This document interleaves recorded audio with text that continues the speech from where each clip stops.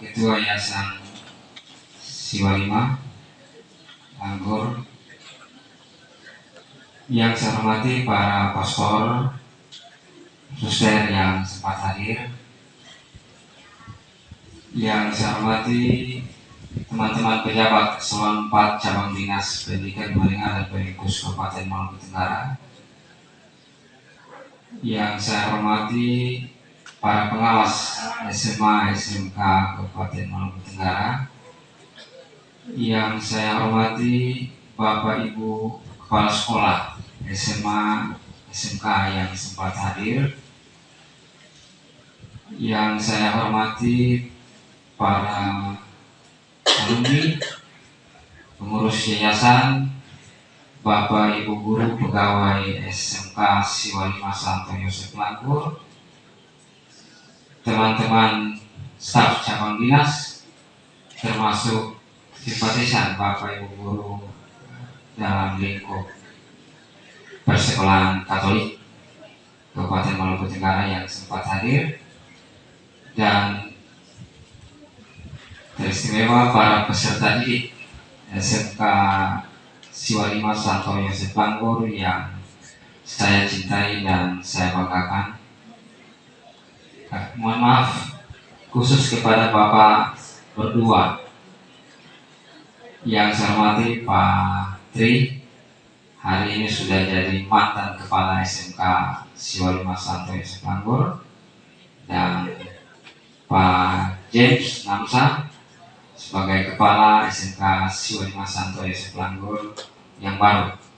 Selamat dan sukses saya sampaikan khusus pada Pak James. Assalamualaikum warahmatullahi wabarakatuh. Selamat siang, salam sejahtera buat kita sekalian. Shalom, salve. Bapak Ibu sekalian, saya mengajak kita untuk selalu memanjatkan puji dan syukur kehadirat Allah Subhanahu wa Ta'ala, Tuhan Yang Maha Esa. Karena pada kesempatan hari ini Jumat 2 Februari 2024 kita dipertemukan untuk hadir bersama dalam acara sertijab kepala SMK Siwalima Santo Yosef Langgur. Semoga apa yang kita laksanakan hari ini selalu mendapat petunjuk, lindungan, dan berkat dari Allah Subhanahu wa Ta'ala, Tuhan Yang Maha Esa. Yang pertama yang perlu saya sampaikan sebagai penegasan buat kita semua, bahwa pergantian pimpinan atau dalam hal ini khusus terkait dengan pergantian kepala sekolah ini bukan sesuatu yang luar biasa, sesuatu yang biasa dalam proses teristimewa dalam lingkup birokrasi pemerintahan maupun yayasan.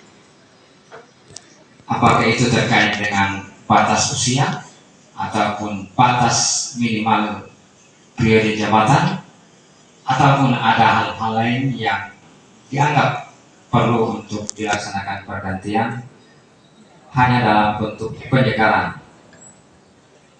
itu suatu hal yang biasa terjadi dalam birokrasi pemerintahan. Hal kedua yang perlu saya sampaikan menjadi penegasan buat kita sekalian, kebetulan yang hadir ini juga beberapa yayasan yang mengelola pendidikan, baik pendidikan dasar maupun pendidikan menengah, bahwa berdasarkan Permendikbud nomor 40 tahun 2021 terkait pengangkatan seorang kepala sekolah, yang pertama itu bahwa kepala sekolah itu adalah seorang guru. Kepala sekolah harus seorang guru yang oleh pemerintah diberikan tugas tambahan sebagai kepala sekolah. Ini perlu saya tegaskan karena per Januari 2024 ini sistem pendidikan ini sudah dibangun dalam bentuk aplikasi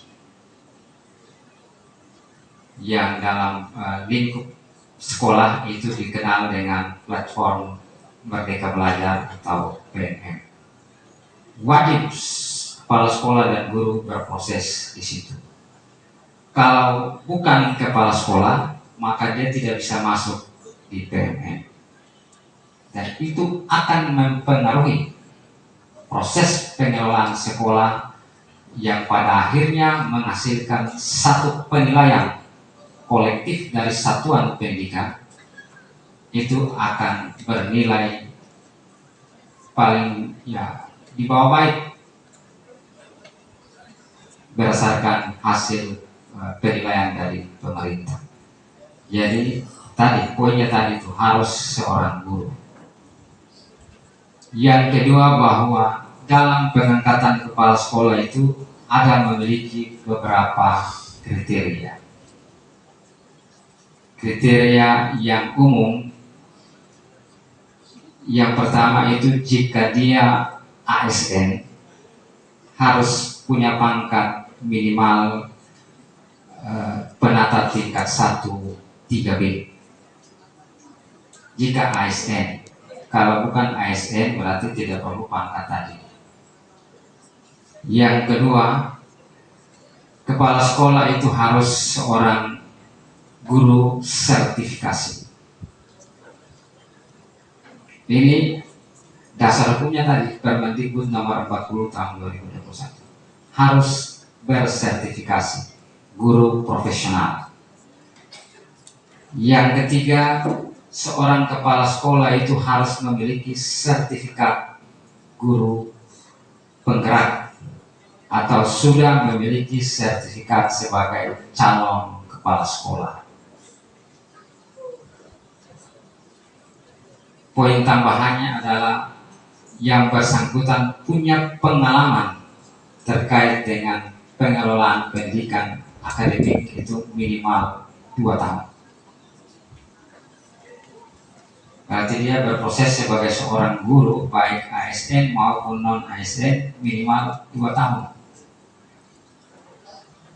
Ini kriteria yang harus terpenuhi jika seseorang mau diusulkan jadi kepala sekolah, baik pendidikan dasar maupun pendidikan menengah. Nanti dalam proses yang tadi saya sebutkan, bahwa dalam proses PMM itu akan menghasilkan lagi satu legitimasi bahwa kepala sekolah yang tadi secara faktual sudah memiliki kriteria-kriteria tadi, harus ada validasi lagi lewat PMM tadi. Dia harus berproses memenuhi target-target, pada akhirnya yang bersangkutan lolos dan memiliki kriteria sebagai seorang kepala sekolah. Kalau itu tidak terpenuhi, Bapak Ibu teristimewa, mohon maaf, Bapak Ibu yayasan, ke depan penilaian terhadap satuan pendidikan ini amat berat. Hari ini alhamdulillah kita harus bersyukur bahwa Siwa 5 sudah melakukan proses pergantian ini, tapi itu tanggung jawab berat Pak James ke depan. Bapak mengawali tugas dan amanah ini bersamaan dengan proses baru yang ditetapkan oleh pemerintah. Tantangan berat buat Bapak.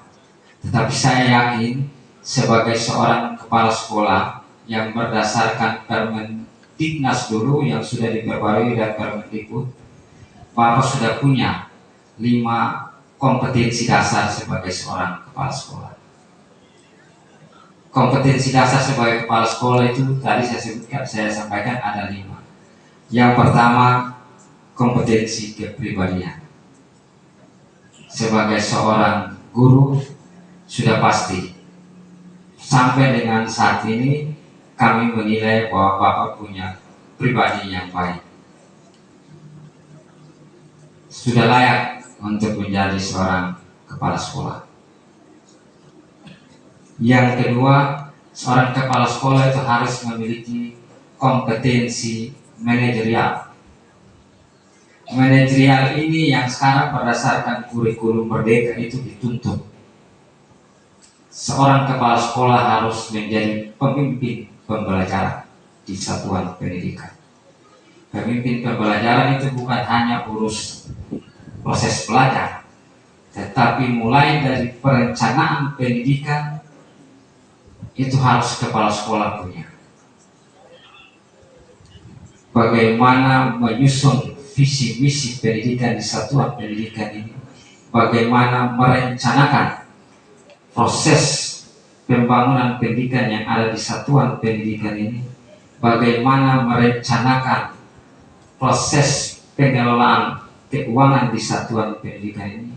Semuanya ada punya dasar hukum yang sudah ditetapkan pemerintah.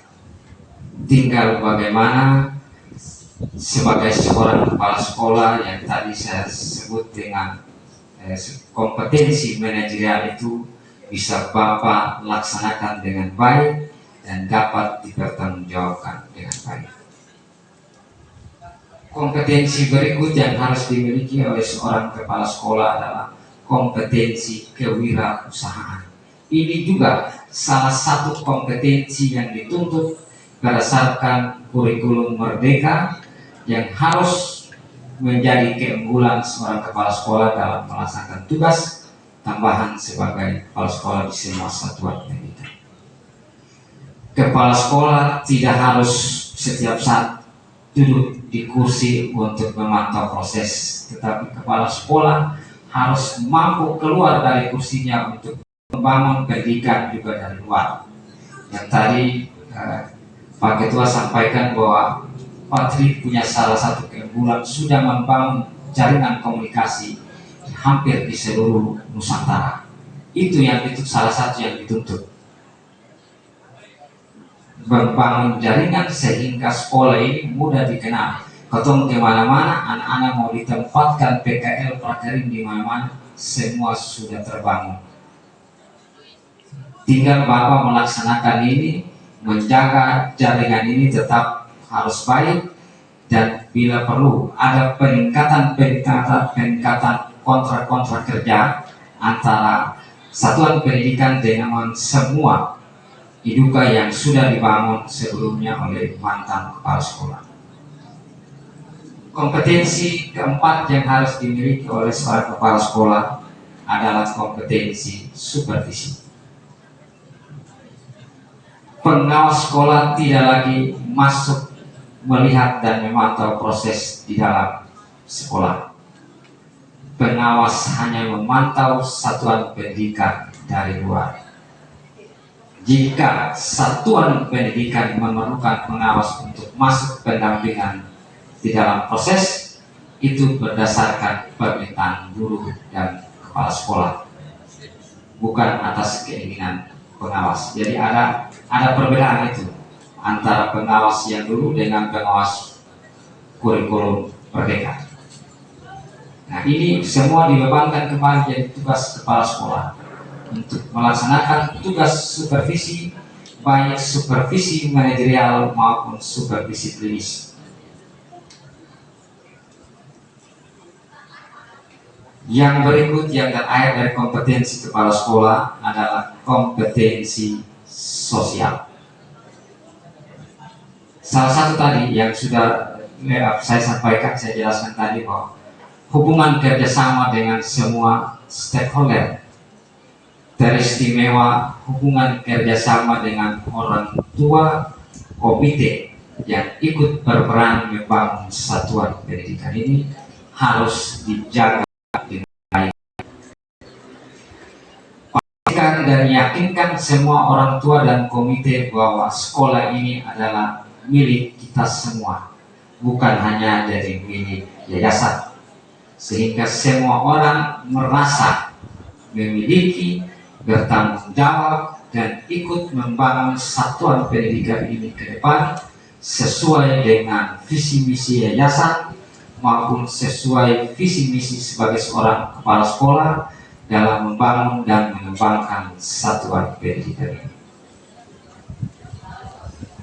Saya kembali tegaskan bahwa saya yakin dan percaya Pak James sudah punya kompetensi tadi. Yang perlu sekarang kita mau lihat sama-sama adalah bagaimana tindak lanjut dari ataupun action dari Pak James setelah kegiatan ini. Secara pribadi, maupun mewakili institusi pemerintah Provinsi Maluku, Dinas Pendidikan dan Kebudayaan Provinsi Maluku maupun khususnya cabang Dinas Pendidikan Menengah dan Pendidikan Khusus Kabupaten Maluku Tenggara yang di dalamnya ada semua kepala satuan pendidikan SMA SMK membuka diri untuk siap bekerja sama, membantu dan berkomunikasi aktif dengan Pak James Namsa sebagai Kepala SMK Siwa 51 SF Langgur yang baru. Semoga harapan yayasan, harapan semua warga belajar SMK Siwa 51 SF Langgur yang dibebankan pada Pak James sesuai dengan harapan ataupun penetapan dari yayasan maupun ketentuan-ketentuan yang telah digariskan pemerintah yang dalam Permendikbud nomor 41 tadi salah satu poinnya disebutkan bahwa, mohon maaf mungkin ini tadi berseberangan dengan SK yayasan. Saya mohon kalau bisa disesuaikan bahwa priorisasi kepala sekolah itu adalah 4 tahun. Maksimal seorang kepala sekolah menjabat itu adalah 4 periode, berarti 16 tahun. Ini amanat Permendikbud nomor 40 tahun 2021. Sehingga mudah-mudahan 4 tahun ke depan harapan kita semua ini dapat terwujud. Siwa 5 sampai saat ini sudah menjadi yang terbaik di Maluku Tenggara, tetapi harapannya harus dikenal di pelosok Nusantara. Sekali lagi saya sampaikan untuk bukan skop Maluku Tenggara saya, tapi skop Maluku Siwa 5 sudah sebagai nomor 1 karena SMK Siwa 51 SF Langgur ini adalah satu-satunya sekolah yang sudah ditetapkan menjadi sekolah